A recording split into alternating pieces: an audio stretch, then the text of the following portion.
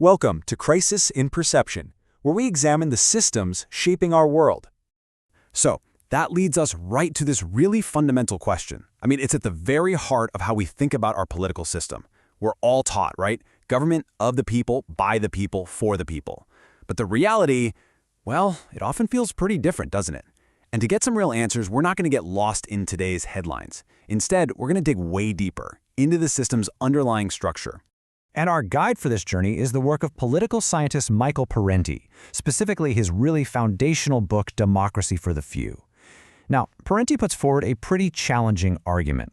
He says that disconnect we all feel, it's not some bug in the system. No, he argues it's actually a feature of its original design. And this quote, this right here, really sets up the core idea. See, Parenti isn't pointing fingers at a few bad apples or some corrupt politicians. He's saying the problem is baked right into the very structure of what he calls the politico-economic system.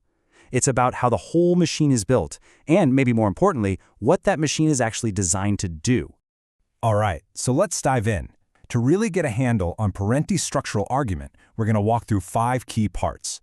We'll start with the system's blueprint, look at the incentives versus the ideals, see the predictable outcomes, understand the loop that keeps it going, and finally talk about what this all means for how we see our own democracy.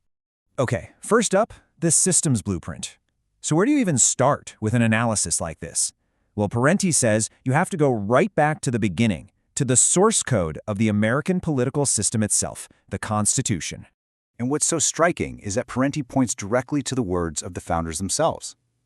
You've got James Madison openly worried about protecting the wealthy minority from the majority. You have Alexander Hamilton arguing that the rich and well-born are essential to check, and this is his phrase, the imprudence of democracy. So the big takeaway here, according to Parenti's analysis, is that this system wasn't built to be some neutral tool for popular rule.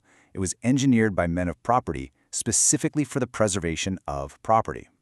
So here's a really great way to think about this, a kind of structural metaphor. Imagine the system is a big, impressive building.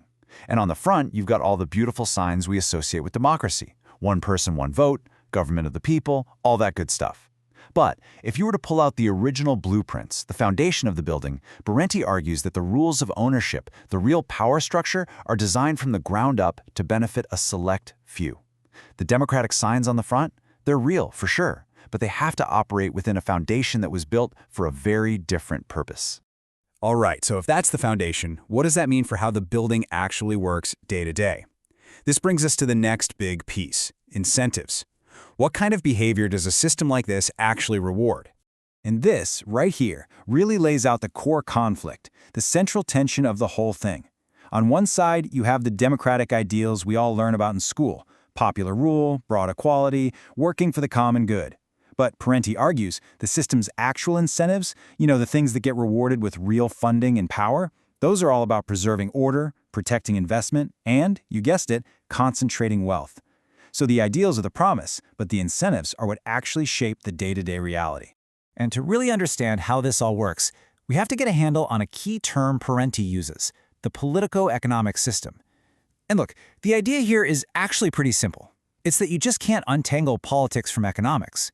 He argues that corporate capitalism and government aren't these two separate worlds that just occasionally interact. No, they're basically fused together.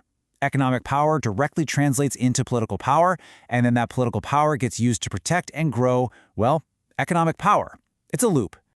So, if the system has a specific blueprint and very clear incentives, then the outcomes, they shouldn't be random, should they? They ought to be predictable. So let's take a look. What patterns emerge when we see who consistently wins and who consistently loses?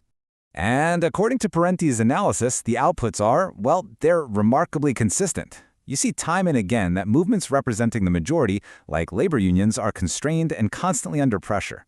You see that meaningful political reform gets whittled down to only what's acceptable to powerful financial interests. Wealth and power, they just keep concentrating at the very, very top. And policy after policy, we're talking subsidies, bailouts, tax cuts, they just repeatedly favor corporate power. And here's the kicker. All of this happens while the language of democracy is used to describe it, which kind of masks what's really going on beneath the surface. So how exactly are these outcomes achieved? Well, let's be blunt. Money talks, and it talks very, very loudly. To put this in perspective, Parenti's research found that in recent elections, big business outspent organized labor by a ratio of 24-1. Just think about that. That is not a small advantage. That is an absolutely overwhelming imbalance of power, and it's used to dominate the entire political landscape. Okay, an imbalance of power like that is just staggering. And it really begs the question, if things are this skewed, why doesn't the system just, break? Parenti's argument is that it persists not just out of habit, but because of a powerful, self-reinforcing feedback loop. So let's trace this cycle of power step by step. It starts with a concentration of wealth. That wealth is then used to fund lobbying efforts in political campaigns.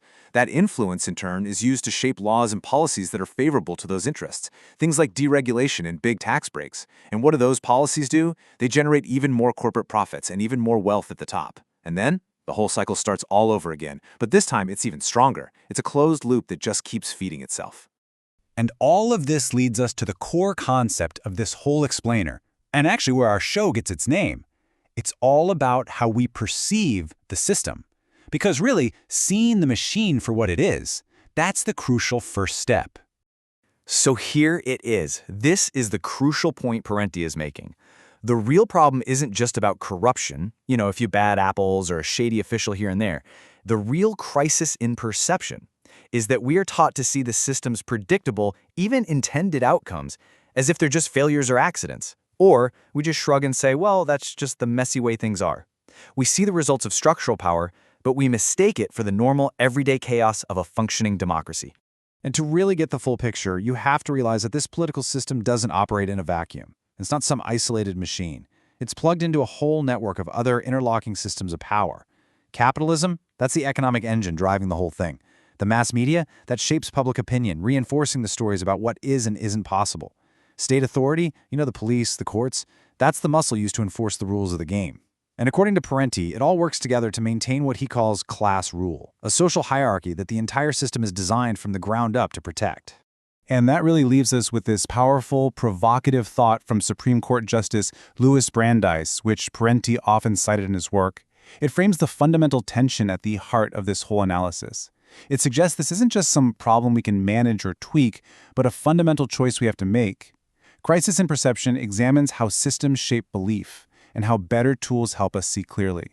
This project is free and publicly accessible. If you'd like to support the time, tools, and research behind Crisis in Perception, you can become a supporter on Patreon. For longer audio-based analysis of this topic, see the deep dive linked in the description. If you enjoy this kind of systems-level analysis, please like, subscribe, and comment with books or topics you'd like us to explore next.